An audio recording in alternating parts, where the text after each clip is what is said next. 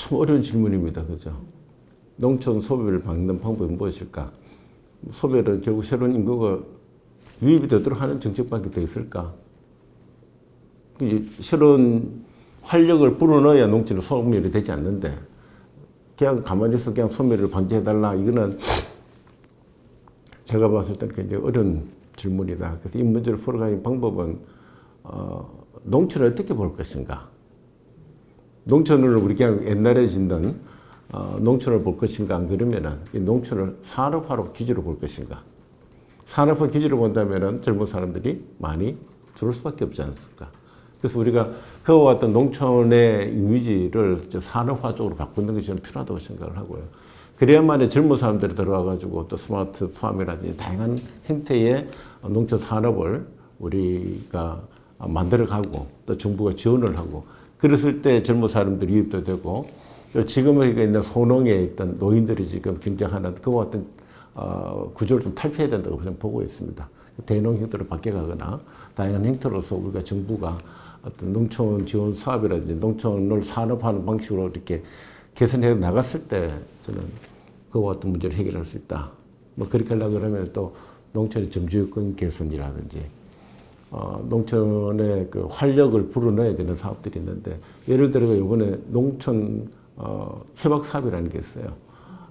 그러니까 농촌 농림수산부 거기서 한 사업입니다만 이번에 이제 구미가 선정이 됐는데 구미 같은 경우는 이제 도농복합입니다, 사실은.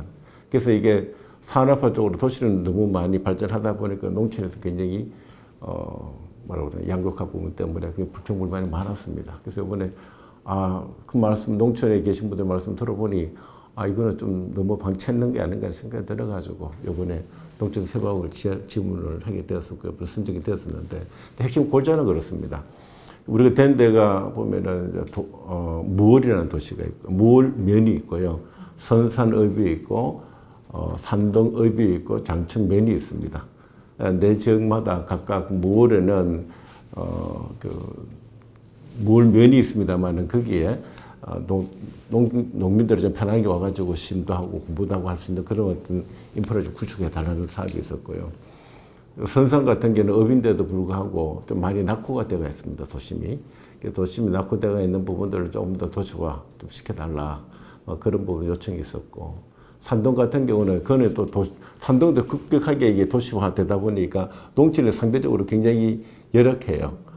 신도시가 들 쓰다 보니까. 그러니까 거기 있는 분들이 마실이라고 얘기를 합니다만 편안하게 농촌 분들이 쉴 수 있는 공간을 좀 마련해달라. 또 장체는 좀 오랫동안 조금은 발전을 못했어요. 목욕탕도 없다. 그래서 이게 목욕탕뿐만 아니라 국민 건강을 시민들의 건강을 위해 가지고 그거와도 사업을 좀 해달라. 그러니까 이런 것들을 수렴해가 이번에 반영해 가지고 사업이 선정이 되었습니다. 그와 같이 농촌에 왜 소멸이 된다고 이야기를 하면서도 그것을 방지하거나 그에 대한 적극적인 지원을 우리가 마련해 줬는가.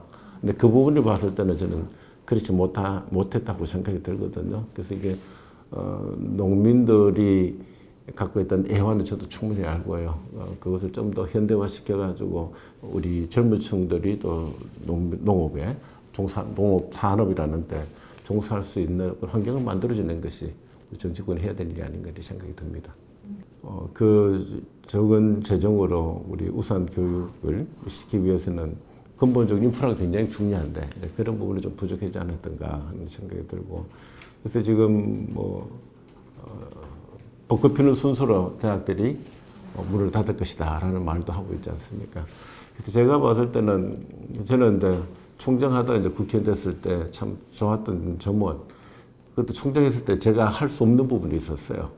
좀 했으면 좋겠다. 맨날 이제 정치권에서 도움을 요청하고 했었는데 지금 직접 제가 할 수 있는 입장이 되니까 그 점은 굉장히 편하다. 그래서 지금 현재의 금홍대 이제 총장님과 같이 협의를 통해 가지고 올 2월 1일이죠. 우리 윤석열 대통령이 금홍고등학교를 방문을 했습니다. 제 1회 이제 양성 전략회의를 했었어요. 그때 대통령뿐만 아니라 국무총리 장관들 다 오셨습니다. 그만큼 지역을 사랑하겠다는 마음을 대통령께서 갖고 계셨고 특히 이제 국립대인 금호대 같은 경우는 산업 기반이 된 도시에 국립대가 하나가 있으니까 어떤 혁신안을 만들어라 그랬었습니다. 그래서 중요한 거는 대학이 지역에 있을 때 그 지역에 왜 존재를 하는가, 그 지역에 있는 산업을 좀 더 성장시키고 또 혁신적인 사업을 만들려고 하는 주체가 되어야 되는데 그렇지 못했던 점이 저는 있었던 것 같아요. 그래서 그런 부분을 좀 만들어 달라고 우리가 주문했었고 총장님께서 그 안을 만들었고 그것이 아마 대통령 오시게 된 배경이 아닌가 하는 생각이 듭니다. 제가 이번에 전주 금요일이죠. 법안을 발의했는 게 하나가 뭔가 하면 지역 과학기술 혁신 법안을 마련했습니다.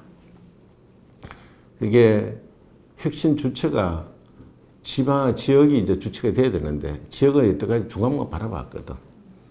그러니까 그 지역을 최고 잘하는 사람이 중앙이 아니고 지역에 살고 있는 사람들입니다.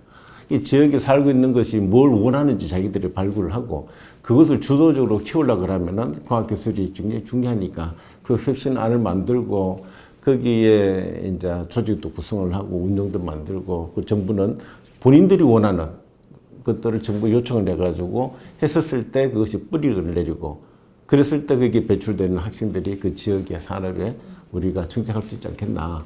근데 이제 그런 부분에서 좀 더 우리는 동떨어져 있었다. 이제는 인재가 키우고 산업도 이렇게 분리되고 하다 보니 이렇게 융합이 된 그런 어떤 발전을 이루지 못했다는 생각이 듭니다. 그래서 저는 그 법원을 통해 가지고 제가 원하는 거는 뭔가 하면은 지산학연이라고 얘기를 합니다. 지역, 지방, 그 다음에 지역 단체와 산업체, 학영, 학교, 연구소 이것이 원 플랫폼이라고 얘기합니다만은 하나의 일체가 돼가지고 긴밀하게 협조를 운명 공동체라고 얘기합니다.